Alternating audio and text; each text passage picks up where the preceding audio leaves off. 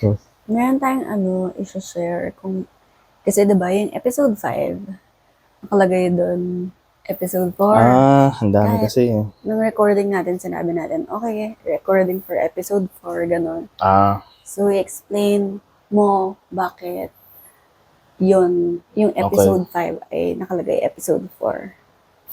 Okay. Kasi prior to the recording ng episode, okay, nalilito na ako. The recent episode, 5. episode 5, yung original episode 5, oh wait, sorry. Yun, doon pa lang nahihirapan na ako. Yung original episode 4, Yung original episode 4, or basta agad na lang. Ayoko na ng numbers. Yung may couch, yung pinaka-recent, dapat yun yung unang upload dun sa Blessings episode. Dapat mauuna siya. Okay. Kasi, dapat hindi mo nalalabas si Counting Our the Counting Blessings Our Blessings. episode. Wow, nice. Best explanation ever. Oo. Yun. So, si Nahirapan ako episode eh. 5, dapat Yeah. episode 4 muna siya. Siya Yeah. muna si episode 4. Yeah. Tapos, nakabank lang muna si Counting Our Blessings episode. Kasi, sinare ko yun dun sa Facebook na nailang tayo nung una. Parang, back and forth tayo na, i-share ba natin? Huwag muna. Bakit nga ba natin yun ni-record? Bakit nga ba natin yun ayaw i-share? Parang ganyan. Ang daming back and forth. Meron kasi tayong ugali na na parang if we receive a blessing pala, nakakahiya ako, nahiya akong i-flaunt. I think that's one reason why I'm hesitant nung una to share that. Lalo na it's broadcasted to social media platforms na parang siguro badly put, ayoko maging masyadong show off. Pero siguro ikaw ba, ano yung reason mo? What irks you? Parang too much sharing ng private life. Parang kasi hindi naman tayo ma-share talaga sa ibang tao at sa social media. Pero nagpa-podcast. Ito kasi itong podcast na to, para tong growth natin dalawa eh. Especially ikaw. Yeah. Ako kasi medyo open ako to broadcast myself. Medyo expressive naman ako in that regard. But not about private life. Oo. Kumbaga, if I'm playing a character. Kasi, well, before, meron kaming skit show that only lasted for one skit. Or maybe yung first attempt, 2 skit, and then I left. Tapos yung recent was an attempt na maging I'm talking about yung Nyog. Yan. Tapos, ayun, basta as long as I'm playing a character or I'm acting as a different person, I'm comfortable. Oo nga. Kasi wala naman doon yung sharing about your personal So here's a sample of the joke lang. Ng Nyog. Pati yung channel. Ika-cut in ko siya, pero joke lang. So yun nga. Tapos we decide, so sure na kami na i-upload namin yung episode 5 as episode 4. Tapos nung in-upload na yung episode 5,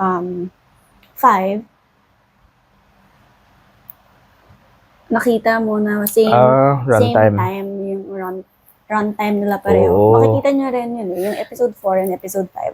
Same sila na 35 minutes and 19 seconds. Parang or 17 seconds. Basta parehas na parehas sila. Tapos doon kami, bakit sila pareho? Doon kami nagdalawang isip na, sige na nga, ano, And hindi ko nga alam kung if it has any significance pero it was just something na gusto ko i-point out na parang, uy, parehas, gumagalaw, show. so yun, bye. We'll pause for now. Siguro, just for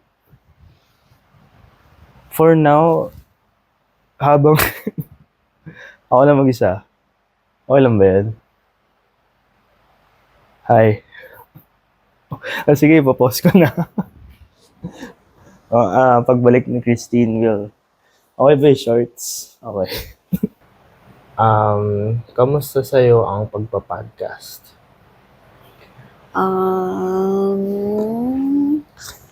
Masyado ba siyang is it scary so far? I'll answer that din mamaya. Okay pa naman ako. Parang mas scary siya the first time. Scary pa rin siya nung second time. Scary pa rin siya nung third time. Pero, kumbaga, mas nagiging okay as we record more episodes. Kasi kita naman dun sa first episodes na super ilang. Super ilang. So, and I think, would you may isa akong phenomenon na sasabihin. yeah. Okay. Meron kasing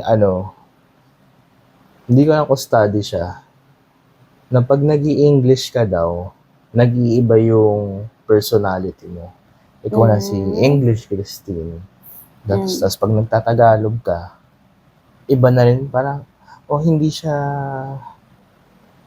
na out of character ka or may ibang slightly different personality yung Tagalog Christine compared sa English Christine. Or yung iba nagkaka-accent, parang gano'n. Yeah, accent. Or basta personality-wise, accent sure. Having that in mind, sa tingin mo ba, mas na-express na yung sarili mo sa when the camera's rolling and we're podcasting as opposed to just having this normal conversation na actually yung gusto natin i-emulate yung normal conversation lang. Ayun. Ano masasabi mo dun? Magkaiba ba sila? Naguluhan ako. Sorry. Pag naka-roll yung camera, Right, katulad ngayon, sa tingin mo ba nakakapag na-express mo yung sarili mo as normal, as near sa normal pag walang camera? Pag hindi naka-roll yung camera? May times na oo. May times din na hindi. Kasi nandun pa rin ako sa super takot kasi ako maka-offend. Ako rin. Pero feeling ko nakaka-offend pa rin. Pero syempre, ina-avoid maka-offend. Ako, yun nga, na may masabing hindi maganda. Ako naman, filter. Oo. Siyempre, iba pa rin yung naka-record yung sasabihin mo. Pero at the same time, may edit naman siya or we're just not gonna upload it. May comfort kasi na may edit out mo siya. Pero ikaw kasi, ayaw mo mag-edit out. Gusto mo yung... Hindi naman. Noong una, ayaw mo mag-edit out kasi gusto mo yung flow. Parang konting edit out. Sabi mo, wala na yung flow. Sabi ko, bakit kaya nawala yung flow? Kaya mawawala yung flow. Pero, magkaiba tayo ng gusto. Well, sa akin naman, kasi yung gusto na talaga natin i-emulate dito sa podcast is having normal conversations as if may nanonood lang sa atin at nag-uusap tayo like we normally do on a regular day. Ganon. So, ano bang klaseng question yun? Siguro, ang gusto ko lang ma-check yung sarili ko kung pag naka-roll ba yung camera, am I being as authentic as I can be? So, yung answer mo doon is, Ang answer ko doon ay, minsan may tendency kasi ako na maging, parang, alam mo yung, kunwari tayong dalawa yung nag-uusap, pero I can't help but feel na may loner, oh. Or, sama naman natin siya sa conversation. Kaya parang minsan nagiging showman ako. I think, yung parang bibo energy. oo, na, wala lang, yun lang. Kaya siguro, nagkakaroon ng certain filter or, Yun din yung hindi ko minsan masabayan. Yung, sabi ko, ang taas na ng energy niya kasi sanay siya in front of a camera, parang gano'n. Hindi kasi diba you don't mind being in front of a camera compared sa akin na compared to, ayun. Hindi sanay. pero, I'm actually proud sa'yo. Why? Kasi it takes a lot na, knowing you, kasi, you're not the type of person to stand up in front of the class and recite a poem or do storytelling or platform. Ganun. Pero you have your own strengths naman. I'm not putting you down. And it's never too late naman to stand up in front of people. Pero dito, actually, here you are. Parang look at you bloom. Baka kasi hindi naman natin sila nakikita. Oo. Pero ano pa din to, it's still a hurdle. Would you think? Ano pa siya? Hurdle pa rin siya. Para sa akin din naman na hurdle din. Yung una natin kasing setup, kaba, may stress. Kasi diba camera, ano ba? Ngayon kasi yung gamit namin phone na lang. Parang pag mas simple yung setup. Mas madaling i-setup din.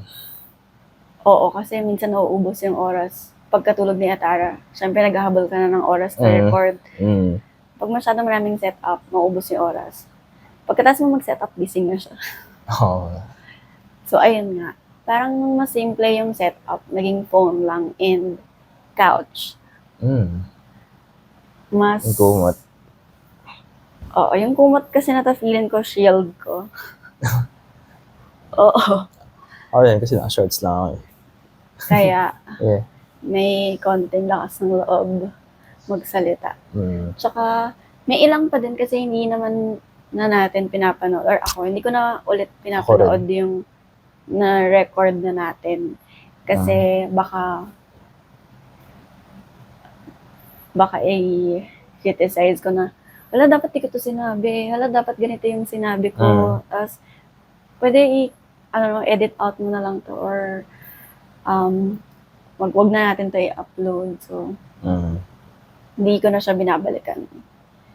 Kasi, bawal ang perfectionist dito. Oo, tama.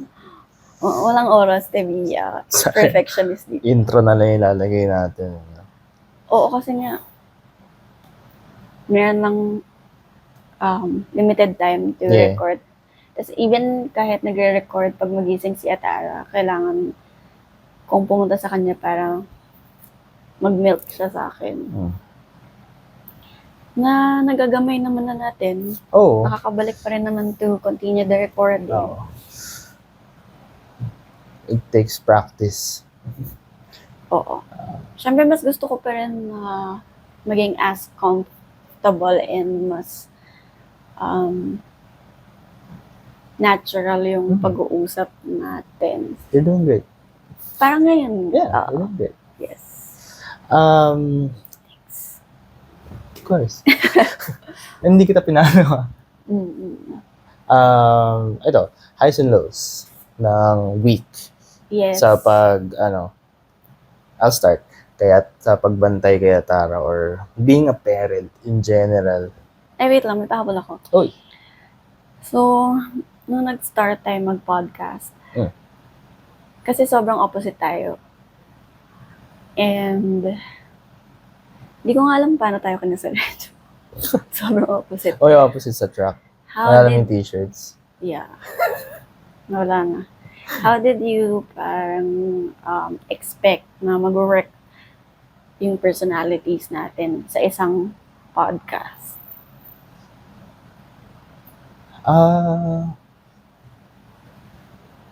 How do I? Pwede mo rin i-share yung mga kinaharap nating issue na Oo. Unang-una, we won't know if it works if we don't try. mm, Yun yung unang-una. mm, So, may pangalawa.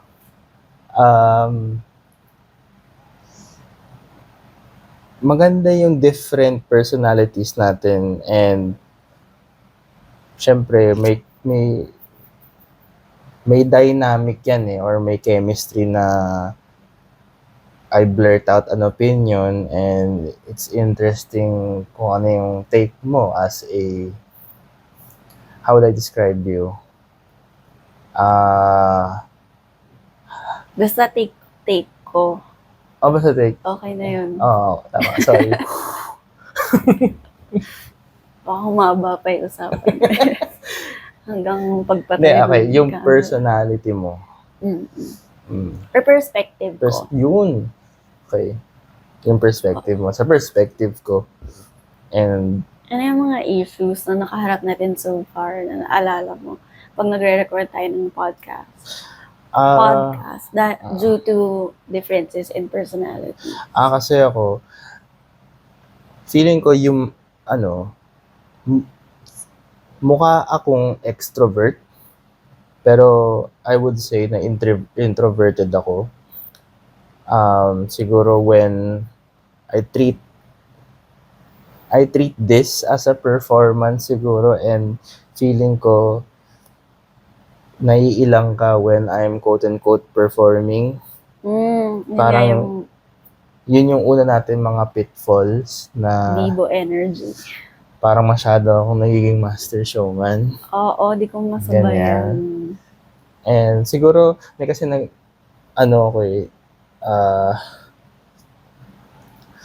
ako ng nakikinig rin naman ng mga podcasts.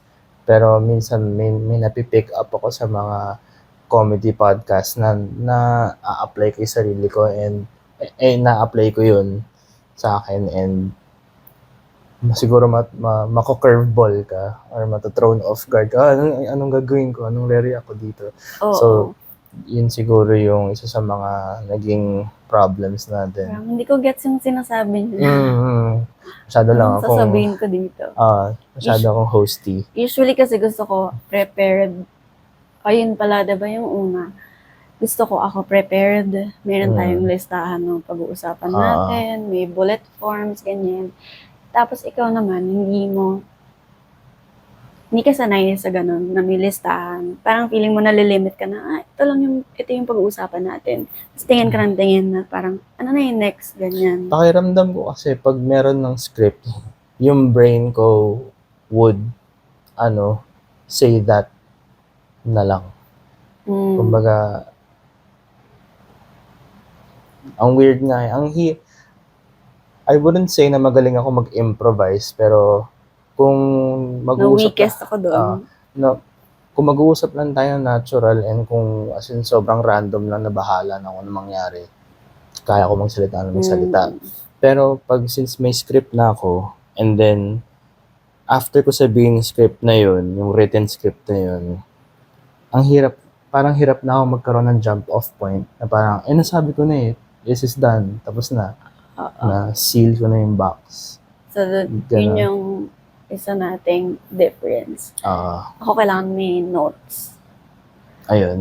Kasi di ko kaya mag-improvise. Kahit nung reporting nung college biglaan, hindi ko kaya. And there were instances na nagkakaroon tayo ng we get heated. Parang, hindi sa isang opinion na parang siguro may Hindi tayo nagkasundo how Parang- we want to deliver something. Oo, kumbaga,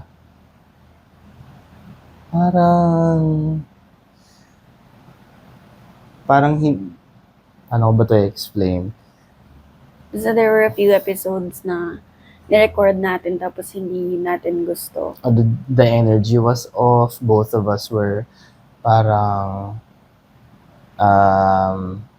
not quite in a hindi not in a podcasting mood eh.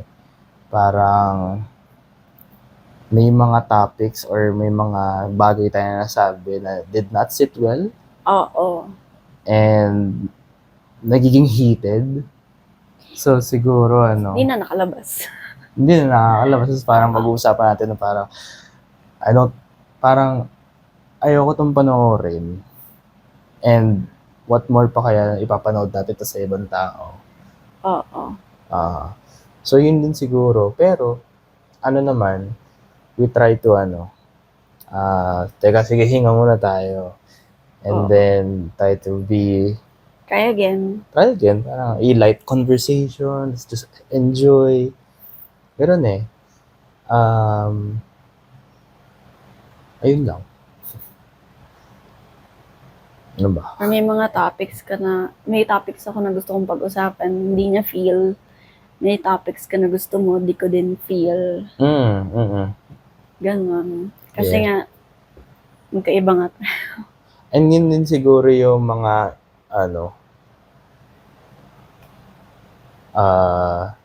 the dangers. Ayoko na kasi sabihin yung pitfalls eh. Kaya pa pitfalls eh. Parang di ko narinig. Ay, we. Pag tinatry natin ano bang tawag sa podcast na to? Parang i-freestyle yung podcast. Parang may sabihin ako and then, I don't like this topic. Tapos bababa yung energy mo. Tapos kailangan ko i-match yung energy mo and then we'll end up with the low energy and then... Or ikaw naman yung magkukwento ka na feeling mo. Parang ganang-gana ako magkwento tapos ikaw nasa ibang planeta ka na. Gana ka magkwento. Parang fun sa'yo yung story mo. Tapos nasa isip ko, parang hindi naman to fun for me. Parang hindi naman to fun for other people. Namababa yung energy ko. So yun, siguro the more we do this, the more na tayo podcast, magkakasundo rin magkakaroon tayo ng common ground. Mabilisang vibe check na parang, uy, may tell ka na, uy, teka, I think kailangan ko nang i-wrap it up itong happy topic ko and try to siguro gagawin ko na lang to sa solo podcast ko. So far kasi freestyle podcast yung nagwo-work sa atin eh. And ito lang yung pinaka niya. Ang hirap din naman mag-isip ng on the fly. Pareho. Kahit yung pa-plan natin, nahirapan pa rin tayo. Times na buong week, ano pa rin pag-uusapan natin?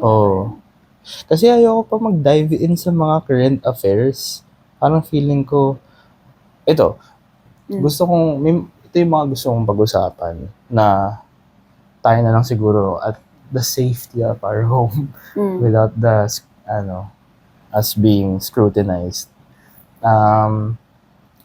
Yung soft and hard parenting ba yung tawag doon? Yung traditional soft and hard hard parenting. Boiled egg. Boiled egg pala yung gusto mong pag-usapan. Wow, saan na ako? Yan yung ganyan mo na kaya mong itawa lang. Parang pag ako, hindi, mali yung sinabi ko, nakakahiya. I-cut natin yun. Parang ganyan. Hindi, tawag doon, learn to laugh at yourself. Yun nga. I should learn that. Ayun, yun yung mga na parang fit sa podcast natin since we're parents and importante yung opinion natin, na joke lang. Para sa ating dalawa. Tawag dito, yun, yung ganong klaseng topic. Pero I feel like I'm not too comfortable yet. Anong masasabi mo pala dun sa comments nila ng more babies and magparami Ay, and tama yung mata ko doon. umikot na naman? Bakit ka takot magkaroon ng more babies? I think I've explained myself sa Explain previous. mo na ba? Hindi ako takot. So, let's get that straight. Hindi ko alam eh. Bakit nga? Ikaw, ba't ready ka? Hindi naman. Hmm. Feeling ko lang Magandang question to ha. Ulitin natin yung question. Ready ka na ba magkaroon ng kapatid si Atara? Minsan. Pwede ito maging Oo. real. Na-imagine ko na yung real na to. Pwede ka ba magkaroon? Pero minsan, pag nasa-stress ako sa'yo, hindi ako ready. Pag di ako nasa-stress sa'yo, ready ako. Pero pag na-stress ako sa'yo, hindi ako ready. Ano? Ako? Naguluhan na ako. Okay. Yun lang. Ako Hindi, na. may times na sobrang hirap kasi Oh. pag both working Mm. and taking care of Atara in the house chores Mm. and trying to find out more sources of income. Mm. Pero feeling ko, lagi naman nagagawan ng paraan. Mm. Yung pag sinabing, sige, pag ready na tayo, never magkakaroon ng time na ready ka. Parang I ganyan. see. Ako, maybe, sige, lagyan na natin sa takot. Pero hindi ako takot. Feeling ko lang kasi I aspire for us to see the world, mag-travel tayong tatlo ni Atara. Yun din naman yung sinabi mo. And siguro gusto ko na dito hindi perfect being parents eh. Gusto ko rin muna na naging, alam mo yung feeling na gusto mo munang maging super duper duper stable. Yes. In order na para paglabas ng second baby or additional baby, wala na tayong masyadong iniisip kundi mag-alaga lang. Ano yan? Ang ganun. Siguro, kasi Mga next month. yung na-imagine ko lang kasi if the next baby comes, lahat yun will be taken from me. Parang the time or energy, and kumbaga additional responsibility when I can barely, keep up with the responsibility dito sa bahay. So, feeling ko lang, mako-compromise or that's not the right word. Pakiramdam ko mas magkakaroon ng more suntukan. friction sa bahay. And mas maging hectic. Tapos may dalawang batang umiiyak. Ganun. Hindi ko na din ma-imagine na yung puyatan ulit na days kung kakayanin. Pero ayun. Pero at the same time, itong feeling ko na itong feeling ko na to was the same feeling nung Before si Atara. Before Atara. Na parang, or even nung buntis ka na with Atara and we're just waiting for her to be born na. Ayun din, takot ako na mawawala na yung travel. Mawawala na yung, parang ganun, I'm afraid na sa lahat ng mawawala. Pero, kung afraid ka sa lahat ng mawawala, ano sa tingin mo yung nag-gain mo when she was born? I think,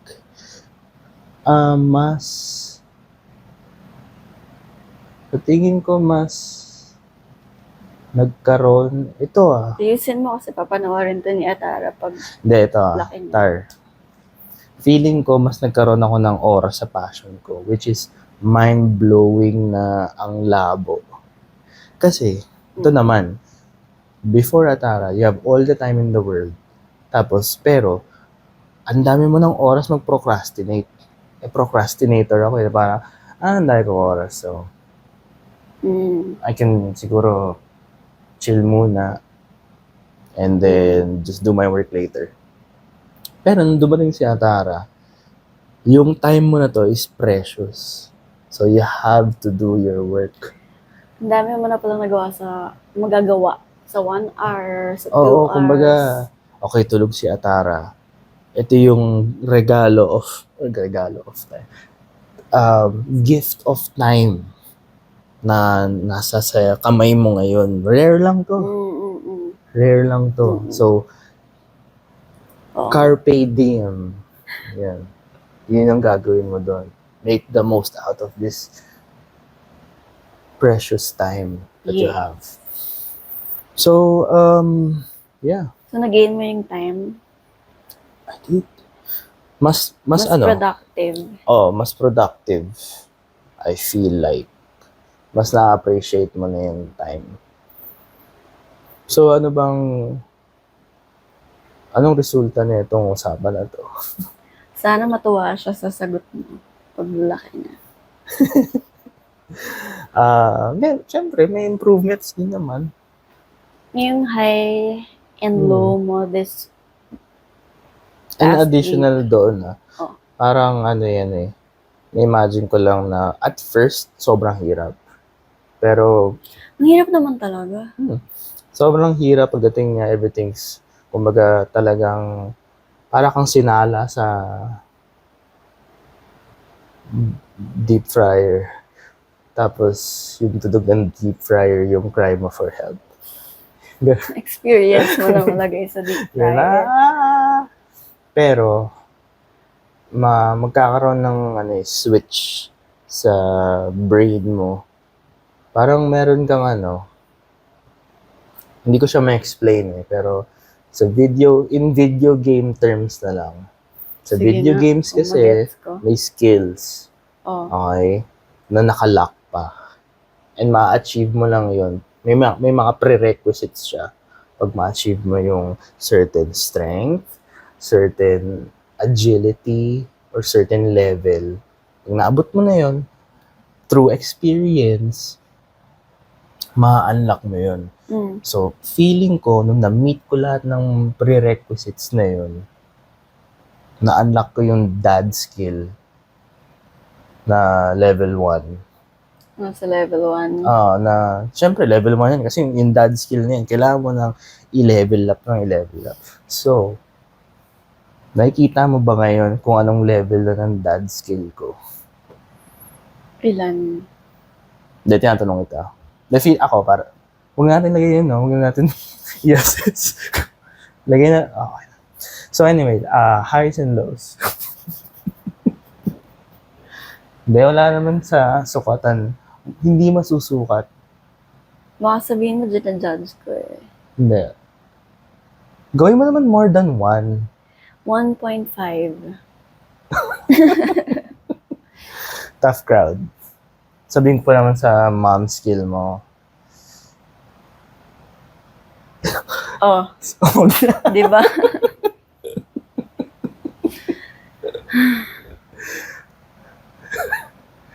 Minsan, may kasabihan sila less talk, less mistakes. Pero podcast to Kailangan magsalita. Hindi. Sorry, highs and lows of the week. Highs, nakaka-invent na ako ng games with Atara. Parang so far, intindi siya ng mechanics na parang ito yung set ng rules ng game na to and you have to play within the rules. Anong game yan? Yun yung pipindutin niya ako dito. Gagawin niya, gagawin niya ako. Tapos kunwari pintuan ako. Parang open, bzzz, tapos Yung kumot. yung kumot, iko-close ko siya, tapos sabay, bzzz, Gusto nga niya yun. nag-enjoy siya doon. Nagugulat nga ako na meron kayong bagong game pagka, yun di ba matutulog na tayo. Tapos may gaganunin ka niya, hindi ko gets. Tapos explain mo pa sa akin na, may bago kaming game kasi. Hindi kasi talagang kailangan mo mag-imbento ng laro eh. Para At least makakuha ka ng work time. hindi makakuha ng work time eh. Para ma-hold mo lang siya sa isang position. Na parang, okay, engaged ka dito, na controlled. Kasi, once na tapos na yung game na yun, may nakawalang pork chop na kung saan pupunta ko, ano abutin. Pero, once na na-settle mo siya sa isang playpen na yun, and alam mo, and nag-i-enjoy siya sa game na yun, para na siyang rest. Yan. Bagay. Yes. Hindi mo kailangan mag-isip kung ano yung kailangan mo next na gawin to entertain. Kasi talaga, ang pinaka kumukuha ng energy mo is pag hindi kayo naglalaro. Quote and quote. Pag wala kayong set rule na game na you control, tapos nag-enjoy din siya at the same time. Yun lang. Yun yung highs ko. Nakagawa ako ng 2 games. Yung pintuan ako, or in this case, Gate. Gate.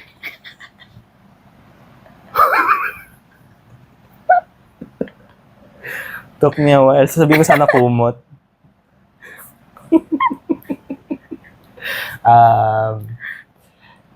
Okay, second game. Yung itatago namin si Pikachu. Yun, medyo nabobore na siya doon eh. Pero kaya pa rin niya laruin. Kailangan mo na mag-isip ng next game. This week, kailangan na naman mag-isip ng bagong game eh.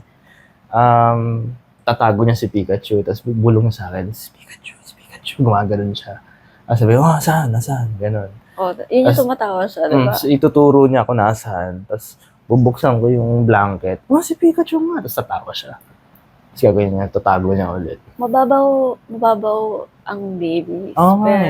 Pero ang bilis nilang baduy na to. Mabore din. Alis na ako, kukunin ko na yung oil, kakalat ko sa katawan ko yung oil.